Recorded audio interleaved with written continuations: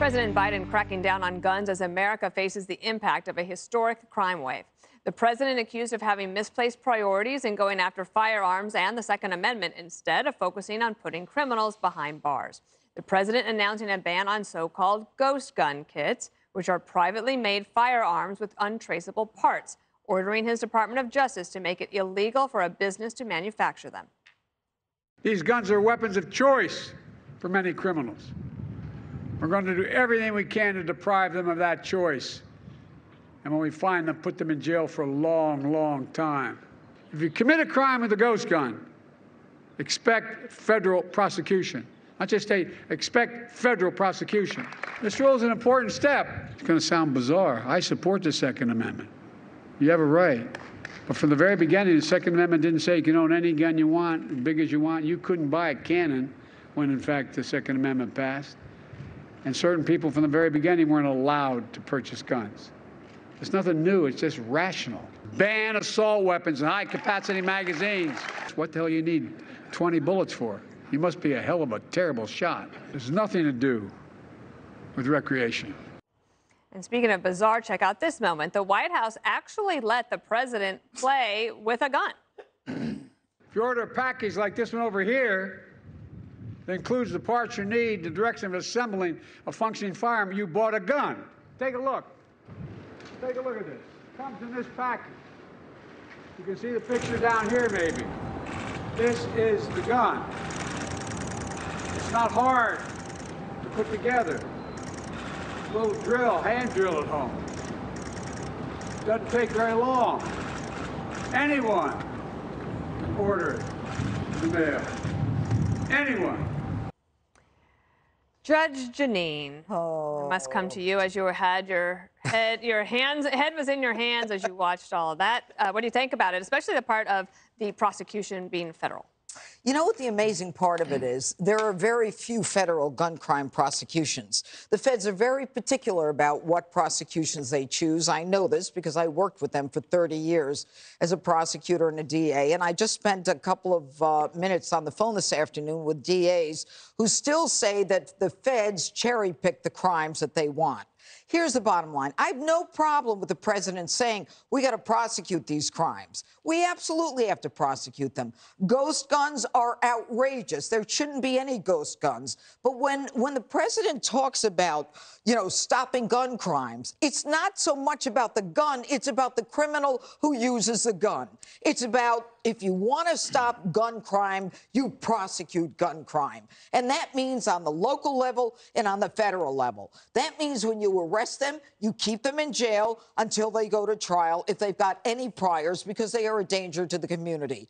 Last week, Dana, we spoke about the Sacramento case where my friend, the DA, Anne Marie Schubert in Sacramento County, said to the parole board, she said, look, this guy should not be released. He is a danger to the community. A 10-year sentence, they let him out in 5 or 6 years, and he went on to kill 6 people. This is the problem with the Democrats. They make it about the weapon. They don't make it about the person. And at the end of the day, the clearance rate by the feds is good because they only take the good cases, but they're not making these arrests. The local police are making the arrest. The judges are not allowing or letting the defendants out on bail where they're committing more crimes, more murders. Then you've got prosecutors who are dropping the gun component and charging them with maybe assault. This is nothing new. Well, I don't need that guy to get up there and say, you're gonna face federal prosecution. That doesn't scare anybody. And background checks, give me a break, Joe. How many criminals have you prosecuted who went in to buy a gun? They buy these guns on the street. They don't go in for background checks. And by the way, Joe, you have no credibility on this. Your son's application for a weapon included a lie, perjury, where he said he didn't have a drug problem and he was able to buy a gun.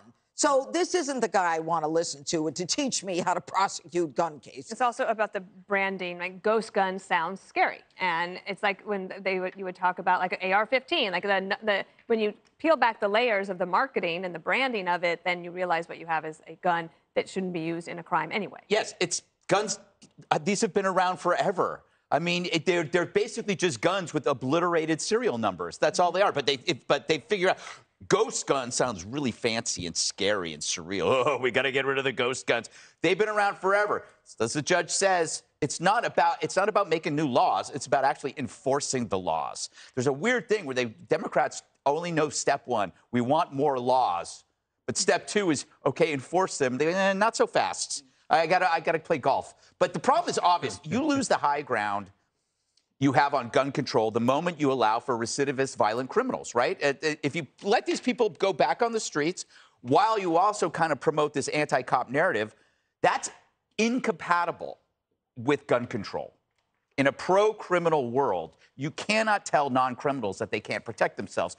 I've said it before, gun control is dead. After the 2 years of the rioting and what we saw and how the cops were treated, ironically, the progressive cause of defunding the police might have been the most persuasive argument for the Second Amendment, right? Defunding the police is almost anarcho-capitalist in a way, because as an anarchist capitalist, you would want private security, just like the Squad has. So when you can see, this is the argument, when you see the Squad get their protection needs while telling you you can't have guns, that makes you a hypocrite.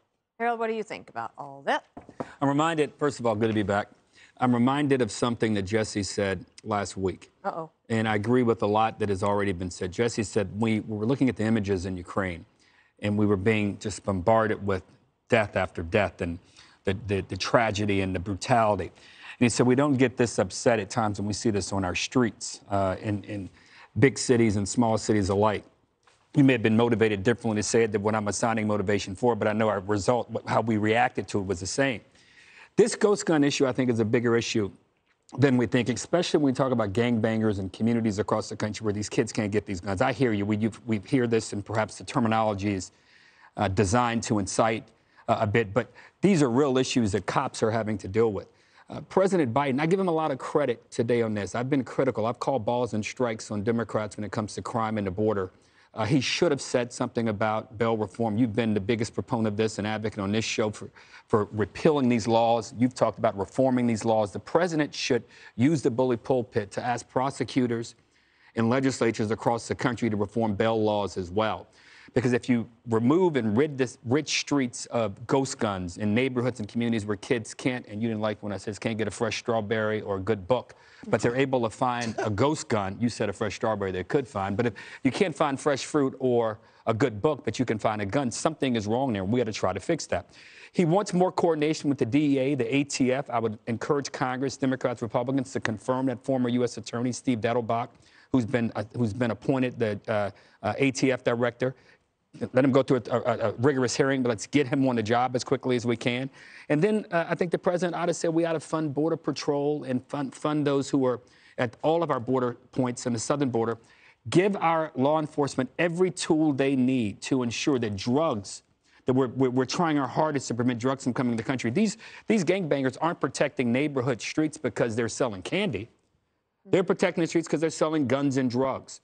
So you have to go at those things. And the president today, I thought, I give him a B+, A- on his overall effort, but I give him an A for the presentation today. He's got to include bail reform, and he's got to include drugs in the border in what he does next. Shouldn't have given him a gun, But he didn't. I mean, he had the opportunity, and he didn't. There are fruit trucks on every block in this city. Not fresh fruit. You can't avoid a fruit truck. And they have mountains of bananas and strawberries, some of the freshest berries you've ever seen. I was watching this press conference, that President Biden did today with Jesse Jr. Mm-hmm. And Jr. pops the pacifier out of his mouth and says, Dad, yes, Joe Biden is a ghost gun. And I said, well, what do you mean by that? And he goes, well, I never know where the guy's coming from half the time. Pretty good one for Junior. Very good. And he's how old? And he just turned 1. That is amazing. He's very perceptive. He doesn't talk yet, but he talks to his dad. Talks well. Cracking down on ghost guns is not going to reduce crime at all. Over the last decade, only 2,500 ghost guns were used in criminal activity. So you could ban every single ghost gun right now, and you wouldn't drop the crime rate 1%. If I were a criminal and I was watching the president today, I'd say, he has my vote. You want to know why? What is the one thing that criminals try to avoid at all costs? Jail. Jail. Did he say anything about stiffer sentences today? Nope. No, he didn't say anything about that. So if you're a criminal, you got to be thinking, this is the best president that we've ever had. Never talks about that. Although he talks about rehab, he talks about summer jobs programs. If you're a gangbanger, you're watching this, you're like, good, got it, we're good.